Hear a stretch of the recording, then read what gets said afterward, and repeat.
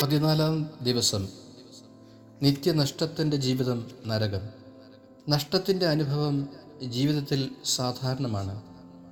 സ്വന്തം തീരുമാനങ്ങളുടെ താറുമാറാക്കിയ സ്നേഹബന്ധങ്ങൾ, കുടുംബം, സന്യാസം, പൗരോഹിത്യം, ആരോഗ്യം, സൽപ്പേര്, തൊഴിൽ, സാമ്പത്തിക സുസ്ഥിതി എന്തും നഷ്ടപ്പെടുത്തുക ജീവിതത്തിലെ ഒരു അനുദിന ഭയാനക സാധ്യതയാണ്. നഷ്ടബോധത്തിലും കുറ്റബോധത്തിലും നിരാശയിലും ജീവിതം തള്ളി നീക്കുന്നതും സാധാരണമാണ്.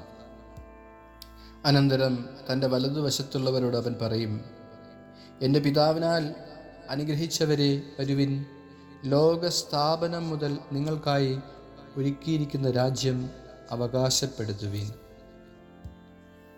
യേശു സംശയത്തിനിടം നൽകാതെ ആവർത്തിച്ച് പഠിപ്പിച്ചിട്ടുള്ള സത്യങ്ങളാണ് നിത്യജീവനും നിത്യനാശവും. നിത്യജീവിതം ദൈവത്തോടുള്ള സൗഭാഗ്യ ജീവിതം, നിത്യനാശം ദൈവമില്ലാത്ത നഷ്ടബോധത്തിൻ്റെയും വേദനയുടെയും അവസ്ഥകളാണ്.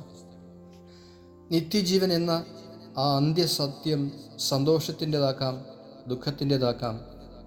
സന്തോഷത്തിൻ്റെതാക്കാൻ മരിച്ചവരിൽ നിന്നുയർത്ത നമ്മുടെ കർത്താവ് നമ്മെ വിളിക്കുന്നു.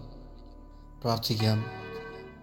ദൈവമേ, നിത്യമായി നശിച്ചു പോകുന്നവരുടെ സങ്കടത്തെപ്പറ്റി അഗാധമായ ഗ്രാഹ്യം എനിക്ക് തരിക. നിത്യദൈവത്തിൻ്റെ സ്നേഹം ഞാൻ മറക്കാനിടയായാൽ നിത്യനാശത്തിൻ്റെ ഭയം പാപം ചെയ്യുന്നതിൽ നിന്ന് എന്നെ തടയട്ടെ. ആമീൻ.